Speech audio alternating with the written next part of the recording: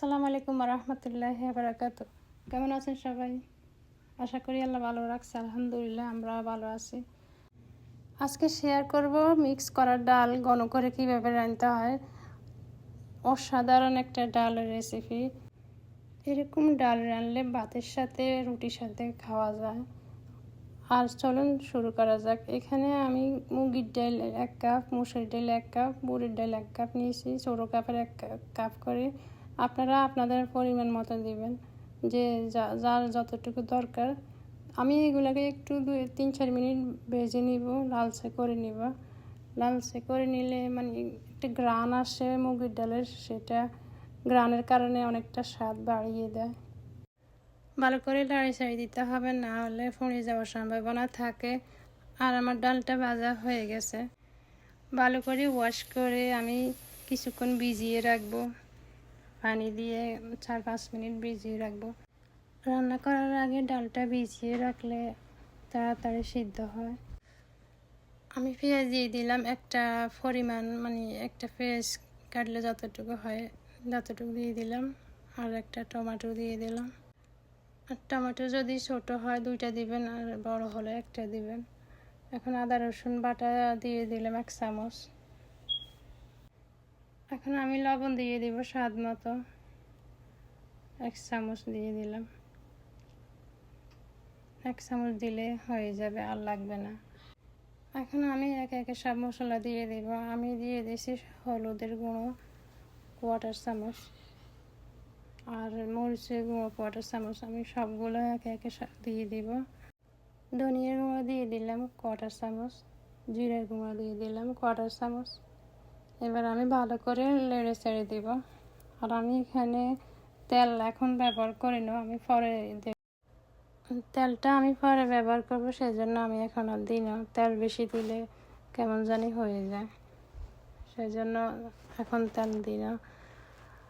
আপনারা চাইলে তেল ব্যবহার করতে পারবেন, কোনো সমস্যা নেই। দিয়ে দিলাম কাঁচামরিচ 6-7টা দিয়ে দিলাম। কিছু ভাঙি, হাত দিয়ে ভাঙি দিয়ে দিছি। ছুরি দিয়ে কাটি দিলে অনেকটা বেশি জাল হয়ে যাবে, সেজন্য ভাঙি দিয়েছি।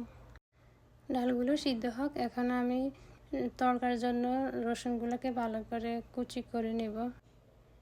আমার ভিডিওটা যদি ভালো লেগে থাকে অবশ্যই ফলো দিবেন, শেয়ার করবেন, লাইক দিবেন। আর অবশ্যই আপনাদের মতামত জানাবেন কেমন হয়েছে। আমার যদি ভুল হয়ে থাকে অবশ্যই জানাবেন, কারণ আপনাদের মন্তব্য আমাকে শুধরে নেওয়ার জন্য আরও হেল্প করবে। আর আপনাদের ভালোবাসা আমি যেন আরও সামনে এগিয়ে যেতে পারি। আমার ডালটা সিদ্ধ হয়ে গেছে দেখুন। এখন আমি ধনিয়া পাতা দিয়ে দিলাম।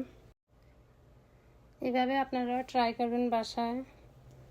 আর যারা ডাল পছন্দ করে তারা তো অবশ্যই পছন্দ করবে। কেউ পাতলা ডাল পছন্দ করে, কেউ ঘন ডাল পছন্দ করে। ডালটাকে ভালো করে এভাবে নাড়তে হবে, চামচ দিয়ে, স্টিলের চামচ দিয়ে ভালো করে নেড়ে ছেড়ে দিলে ডালটা একদম মিশ হয়ে যাবে, আর গোটা গোটা থাকবে না, ঘন হয়ে যাবে।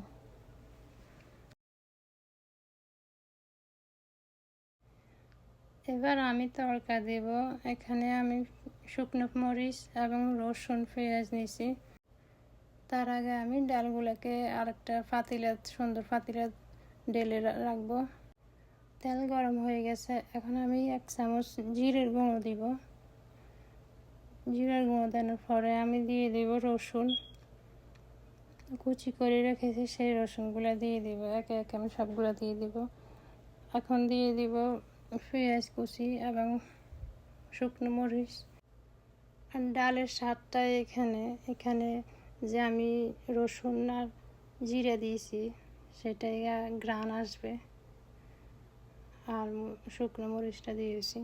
এখন আমি গোল্ডেন ব্রাউন কালার করে নেব, সেই পর্যন্ত আমি নাড়তে থাকবো। তো কেমন হয়েছে আমার ডালের রেসিপিটা অবশ্যই কমেন্টে জানাবেন, আর অবশ্যই শেয়ার করে দিবেন। আপনাদের শেয়ারে আমি আরও সামনের দিকে এগিয়ে যেতে পারবো। আজকে শেষ করব এখানে। আগামী ভিডিওতে দেখা হবে ইনশাল্লাহ, আল্লাহ যদি ভালো রাখে। আল্লাহ সবাইকে সে পর্যন্তই ভালো রাখুক। এতক্ষণ আমার সাথে থাকার জন্য থ্যাংক ইউ। আল্লাহ হাফেজ।